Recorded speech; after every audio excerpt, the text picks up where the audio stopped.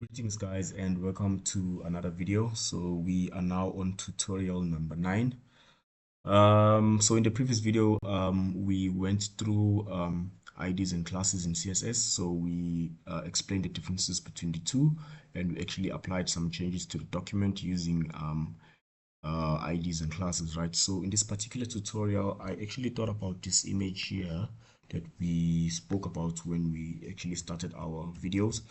So remember we said we'd actually try and apply our knowledge to design something that would look like this, right? So looking at how far we've gone with the tutorials, we've done most of the things that we can actually apply into designing this particular website. So the only thing I noticed that we did not actually dive into is to style our table, right? So if you can actually go and check our table, it does not really look like a proper table. So it does not have borders at all. So that applies to both our horizontal and vertical table. So in this particular tutorial, we're just gonna try and style these tables to make them look more similar to this particular one here, right? So let us just dive into that straight. So let's just have the assumption that we would want our tables to look the same. Every other table has a border, and every other table has, like, a specific length. So we're just going to have the assumption that we need these tables to look alike, right? So remember, now going back to our tutorial on classes and IDs, an ideal parameter you would want to use is the class parameter and not the ID parameter, because the ID now is only meant for a single component. But then also the class tag we would not want to use, because remember, now we can also style every other table tag without using an ID by just using this table tag. So we're not going to use classes and IDs for this particular tutorial. So remember, with the P tag and the H6 tag, we were able to make changes to say that every other heading element in the document should change its color. Every other heading 6 element rather in the document must change color to red, right?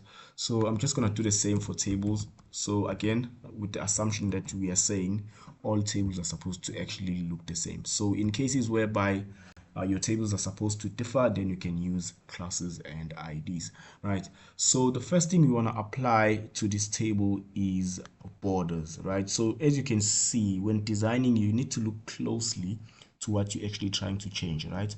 So you can see that in your table you've got heading and you've got a row, and then the table itself. So now bear in mind, when creating borders, you need to create a border that's going to wrap the entire table, a border that's going to separate the headings, and a border that's actually going to separate the rows, right? So always bear that in mind when styling or doing formatting on tables. So if I would only use the table tag and say, maybe, so there's a property called border.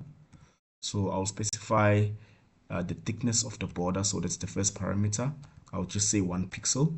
And then the type of border I want to use, there's quite a lot. There's solid, there's dotted, and there's many more, right? So I'm just going to use solid, the normal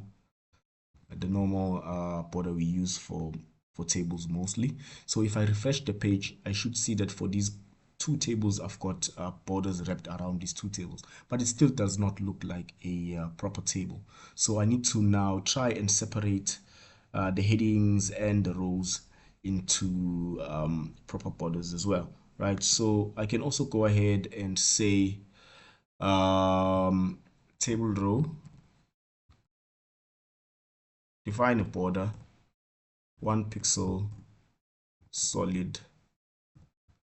Well, by the way, the third parameter is the color. So I usually don't want to give a color, because the default color is black.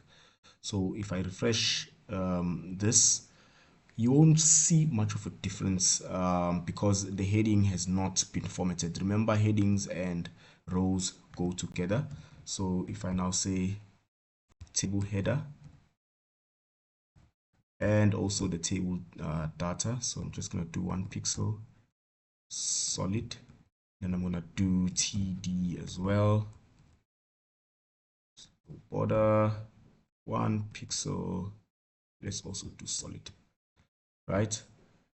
So if I refresh the page, you should see that now my table has borders wrapped around columns and the rows and the headers. But now this particular type of styling is too redundant.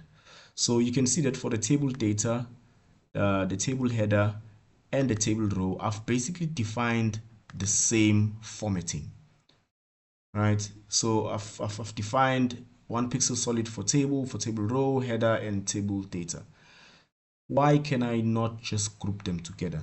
Well, CSS allows you to do that, right? So instead of having these things as separate lines, I can just put a comma to say, okay, table row, table header, and table data, format it in this fashion. And then I can just delete all of this redundant formatting, right? So if you now take a look at the table, it still looks the same, right?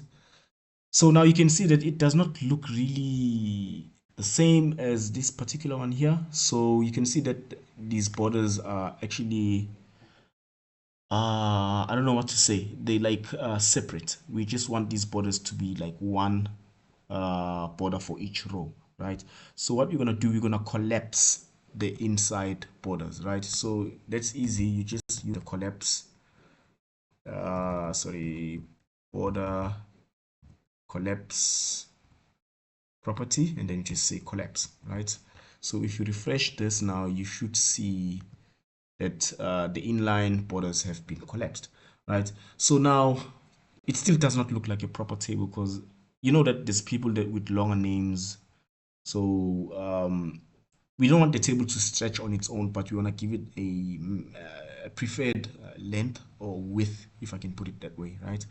So for that, I can just say,